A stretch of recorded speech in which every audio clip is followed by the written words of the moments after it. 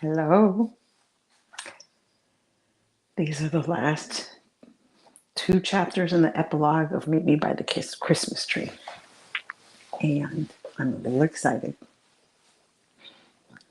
Liam has figured out he's goofed. Holly has figured out life will go on. Now we will see if it's going together. Now, what else I'm doing is I'm having my husband test the microphone because last time, a minute in, it started popping and it made me very sad. So now Randy's listening, and then this will give us a couple of minutes because it's 2 minutes before we're actually supposed to go. That he can tell me if it's not. And if it is, we're just going to go old school iPod earbuds with the microphone in it. And I think it's going okay. He hasn't said anything yet. So we'll go ahead and get started. And the name of this chapter is A Good Night for a Facial. I love facials. I do.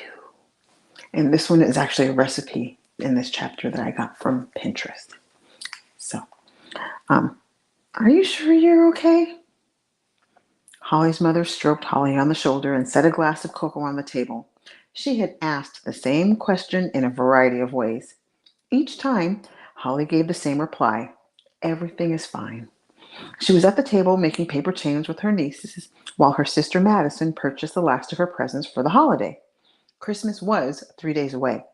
Holly didn't have time to be anything but fine. With a small coating of paste on her fingers, Brooklyn reached for her small mug of cocoa. Holly slid the cup out of Brooklyn's reach, and her mother said, "Let's clean your hands before we enjoy our snack." Their eyes met, and they exhaled as if to say, "Whew, we almost missed that disaster." Yes, everything had to be fine. Her family didn't have the time for Holly to acknowledge that her heart hurt. Even though she never admitted it to anyone, she liked Liam. For the brief time they were friends, she was the Holly she remembered being before her father and Madison's husband disrupted their lives. Holly sighed to choke back the lump in her throat. "What are you thankful for?" Savannah's curious blue eyes waited for Holly's reply to the question. She had a purple crayon poised to write her answer. "I am thankful that I have you to love." The answer burned through the heartache and warmed the heart that Holly, seconds prior, wished would harden. Savannah puckered her lips. "I cannot fit all that on this little piece of paper." She held up the strip that was 1 inch thick and 8 inches long. "Can you write your name? I'm thankful for you." Holly marveled. On the surface, her nieces were young and incapable of accomplishing much. Yet, they were always inspiring Holly. While she may have been more on the grumpy side of the spectrum of the seven dwarfs, Holly didn't have the chance to develop a bitter heart. Whenever she tried, one of her nieces presented a question or insight that forced Holly to see that love abounded in her life. "Can I add Brooklyn to it too?" Savannah pressed the crayon to the paper. Of course. The doorbell rang, but it wasn't enough to distract Savannah from her task. Holly rose to greet whoever had stopped by for a visit. Her mother calling out, "I'll get it," followed by the sound of footsteps pounding on the stairs, was enough for Holly to slow her momentum. Holly was in the living room when her mother reached the door. She glanced out the window and strained to get a better look at the vehicle parked in front of the house. The red pickup was familiar, but not enough for her to associate it with any one person. Her mother cracked the door open and she peeked out. "Liam! What a pleasant surprise!" Holly's heart raced. Why was Liam coming to the house now? Her heart was fragile as it was. One unkind word from him was enough to break her into tears. The last person she needed to be around was Liam Lane. Her heart bypassed her brain and sent the signal to her legs. Holly had the sense of mind to tiptoe up the stairs to her bedroom and wait for Liam to leave. He probably dropped something off for his mother, and Holly was making a bigger deal of the situation than it required. She paced around in her room and waited for the thud of the front door closing. She whispered to herself, "This is ridiculous." Still, until she was sure it was safe to go out there, Holly felt better waiting for the conversation between Liam and her mother to finish before she went downstairs. "Aunt Holly?" Brooklyn tapped at the door. "Someone is here to see you." Holly had to hand it to her mother. There was no way to resist her nieces. She cracked the door open. I don't feel too well. Can you tell grandmother I don't want company? Brooklyn set her hand on her hip. Aren't you going to ask who it is? You're the only person I want to see.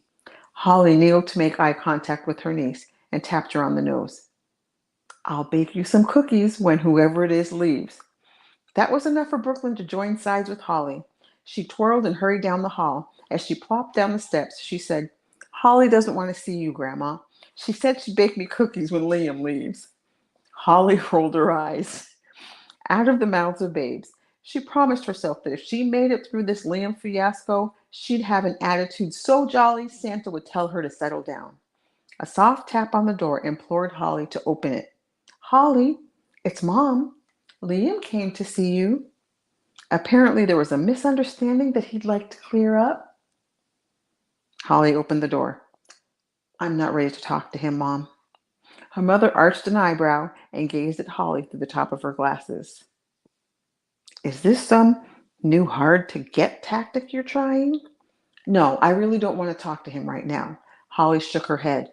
I'm sure Liam would be fine with one less fan. She crossed her room and sat on the edge of her bed. That still bothered her. She was at the Snow Hill first. It wasn't like she followed him around like a puppy. Her mother sighed. I'll convey the message. She shut the door behind her. The floor creaked when she reached the stairwell. Because she really didn't care to hear the conversation, Holly went into her bathroom. The first thing she saw was a mud mask. She bet her nieces would love to have facials. Holly pulled out the cold cream and planned to add oatmeal to it for Brooklyn and Savannah. She'd take a picture for her sister, she'd clean her pores, and shrink them. At the same time, she'd purge her heart and forget about the whole embarrassing Liam situation. Pleased with her idea, Holly used a facial wipe to remove all her makeup. She twisted her hair into a bun and secured it with a scrunchie. In the spirit of being comfortable, she changed into her plaid pajama bottoms and a fleece red top. The sound of the door closing signaled that it was safe to go downstairs. Holly piled the facial supplies into a caddy and made her way down the stairs. As she bounded down the stairs, she said, Who wants to do a facial? Much to her surprise, a masculine voice responded, What a great idea. It's been a while since I've had one. She scanned the room to scowl at her mother and nieces. They tricked her. When she couldn't find them, she sharpened her ears to discern if they were hiding in the kitchen. Liam answered the question of the hour. Your mother took them back to Madison's house. His lips broadened to form a cap that caught the canary grin. I told her if she didn't mind, I'd wait down here for you. Holly squirmed inside. The smile on his face did not match the stern face from the last conversation. Nobody was around for him to pretend to be nice. She crossed her arms in front of her. The last time she was surprised. There was no way that would happen ever again. Now we're on the next chapter, which is priceless. The expression on Holly's face when she first saw Liam on the couch made the hours of scolding he endured worth every second. His brother told his mother, who was horrified. She began the tirade with, I have to see Holly's mother every day at work. She'd throw him a pained expression and leave the room to return seconds later. Of all things to call her, you chose a fan? On the next round, she returned with a feather duster and swiped the mantle. I thought I raised you to treat people with respect. She moved and swiped at the end table. Holly watched your nephews when your brother needed help during parent-teacher conferences. Liam opened his mouth to respond and shut it when she shook the feather duster at him and glared. If his mother wasn't so unhappy with him, Liam would have laughed when a couple of feathers fell to the ground. It seemed it was his night to see the women in his life in a different light. He found Holly endearing, especially when she tilted her head while considering something he said. Holly without makeup, wearing comfortable pajamas, and her hair in the bun he remembered from that first encounter, took his breath away. I've been waiting to talk to you. For the time being, she froze in place. Liam could tell by the way her eyes darted between him and where she had come. Holly was forming a plan to run.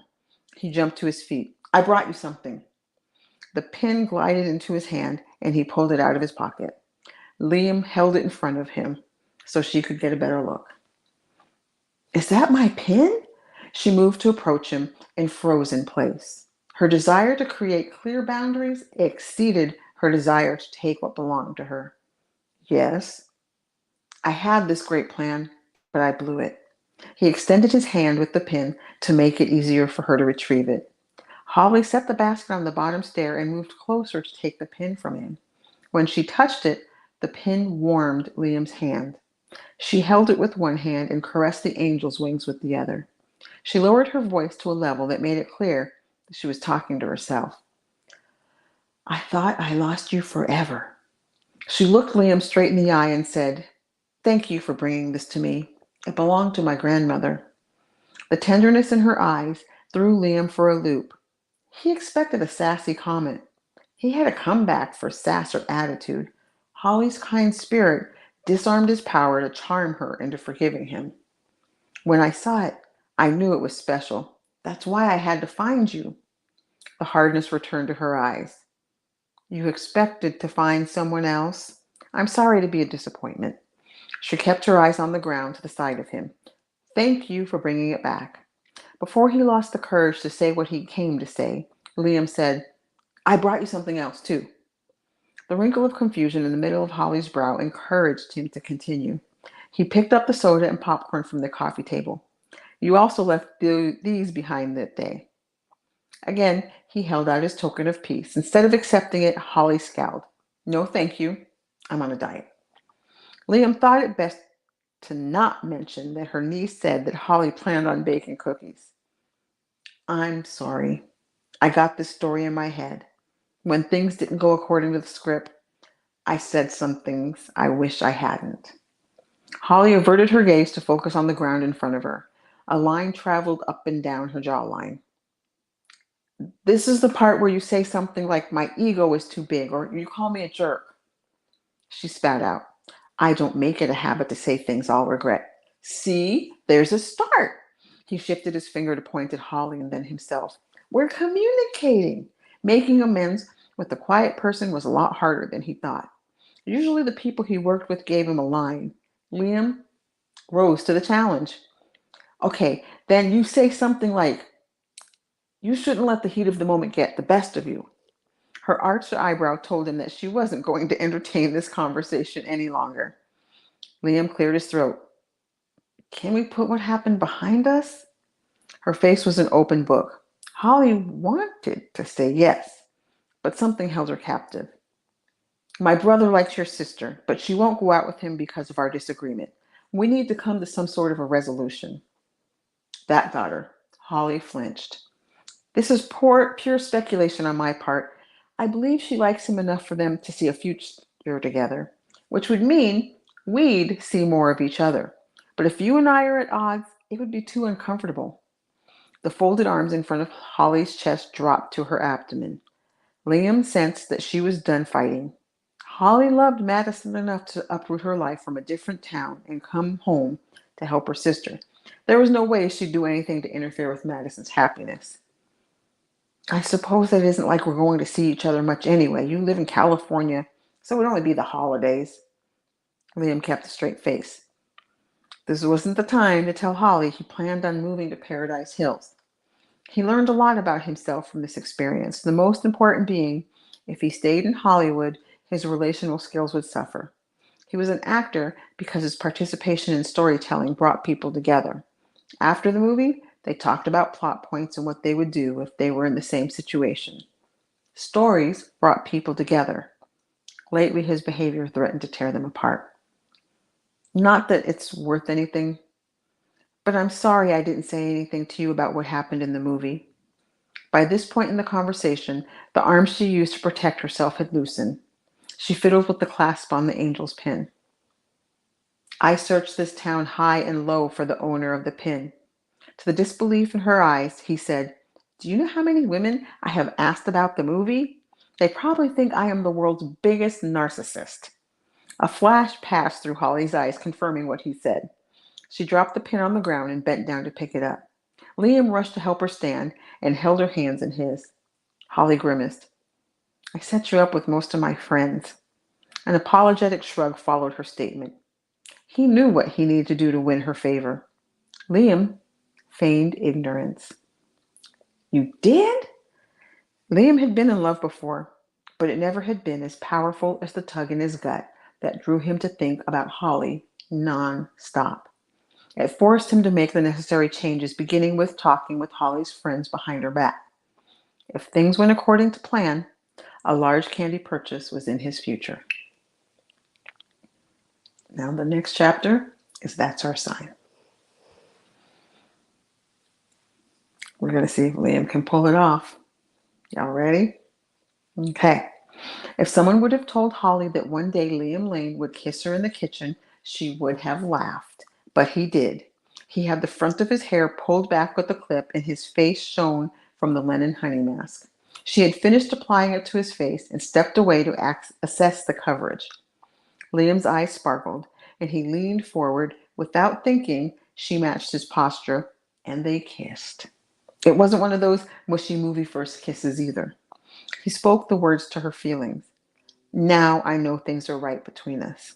And he was right. As soon as their lips met, the hurt from what he said melted away, and being with Liam was as natural as adding jelly to a peanut butter sandwich.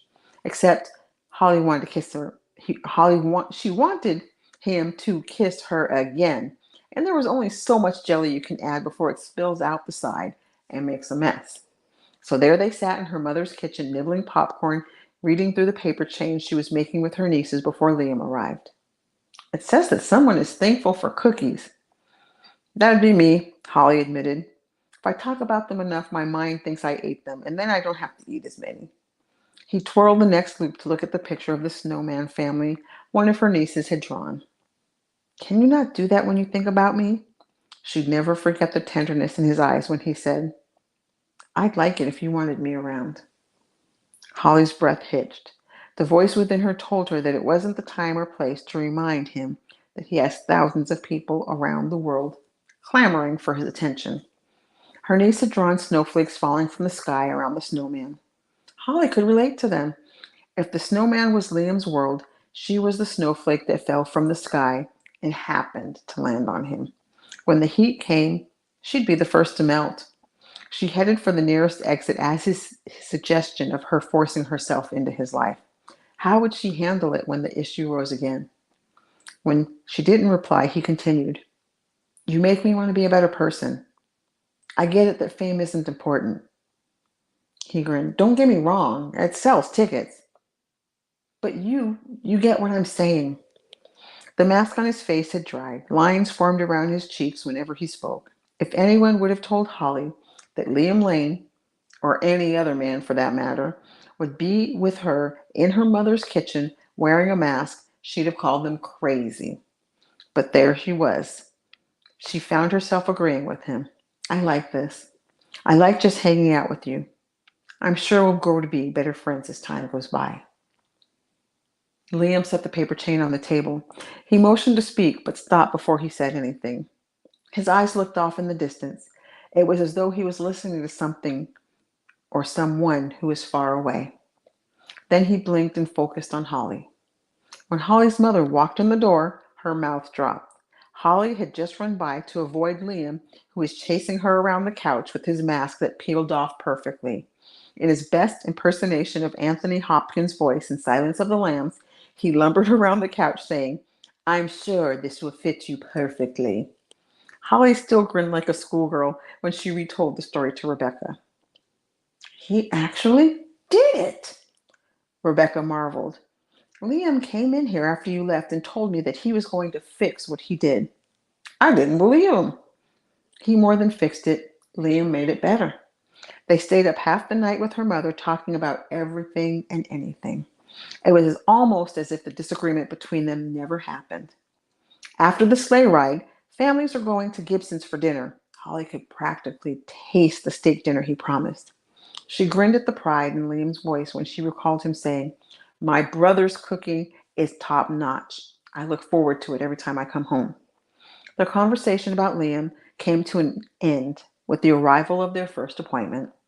Holly was in the back cleaning the scissors when she heard Rebecca say, I'm sorry I doubted you. She couldn't make out what Rebecca said after that because her voice dropped.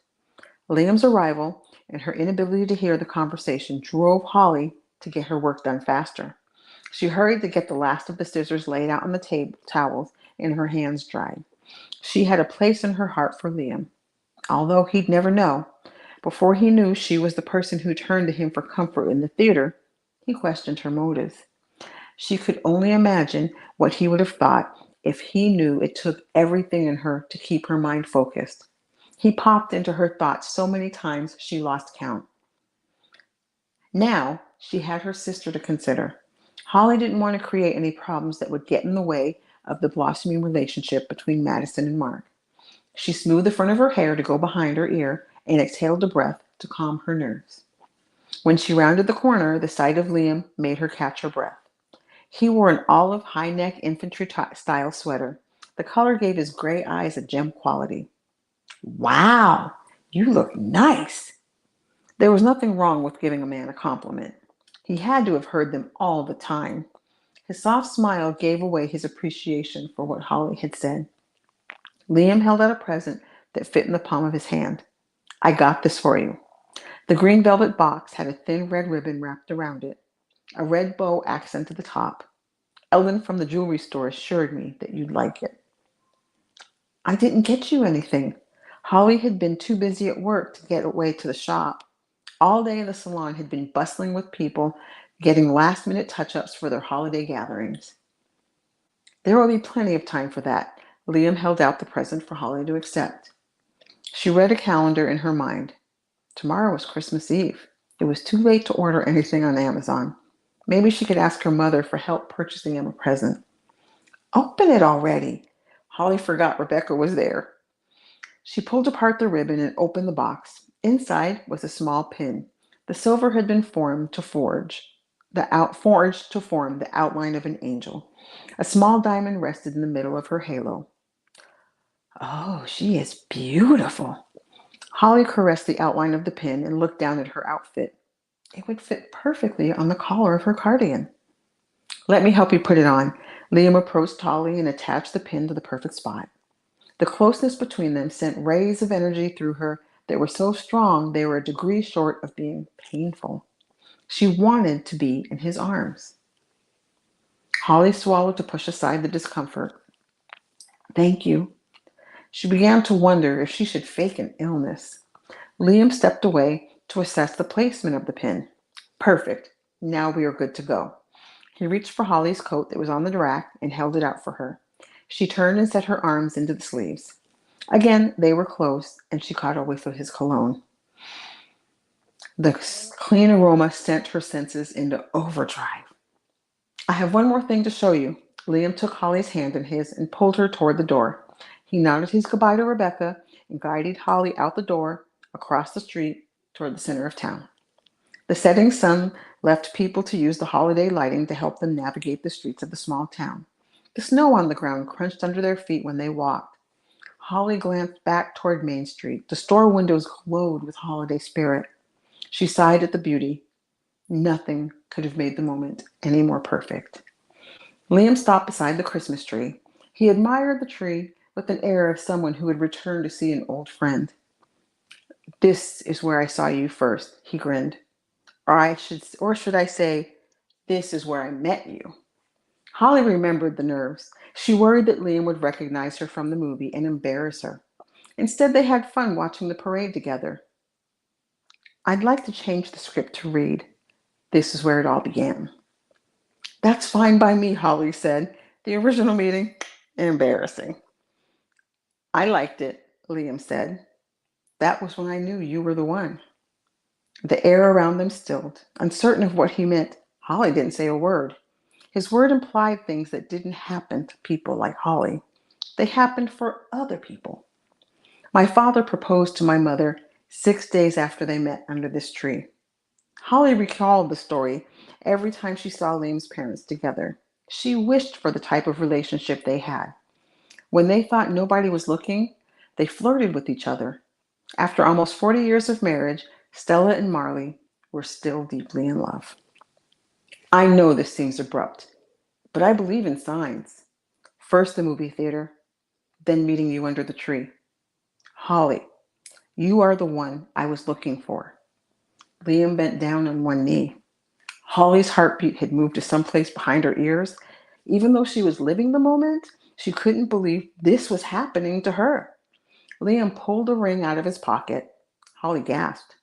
She had seen the vintage cut 3-carat halo diamond ring in the jewelry store display and joked with Rebecca about the guy who was crazy enough to pay that much money for it. Never in a million years had she imagined a man would buy the ring for her. He held onto her hand when he said, "We have something special, Holly. It is something I want to have forever. And I know this is sudden. Please allow me the honor of making you my wife." The lights on the Christmas tree illuminated. Holly looked up at the colors around them and marveled. From where he knelt, Liam said, "That's our sign. We were meant to be together." Holly searched her heart for a reason why to say no. She searched her mind. The only response that came to her was yes. Then her sister came to mind. She croaked, "But Madison and Mark." Liam answered her objection before she could fully express it, "Are sitting on the bench waiting for your answer." Holly looked over her shoulder to see Mark and Madison sitting on the bench behind her. Their mothers and Liam's father were on each side of them. Mark's son sat on either side of him, and her nieces sat on Mark and Madison's lap. "And your friends are here too." Rebecca and Kim had a bag of popcorn in their hands. Kellen tossed a handful of popcorn in his mouth and choked. Kim patted him on the back to help him clear his throat. Tears forced their way to Holly's eyes, and her throat tightened. She whispered, "I don't know what to say."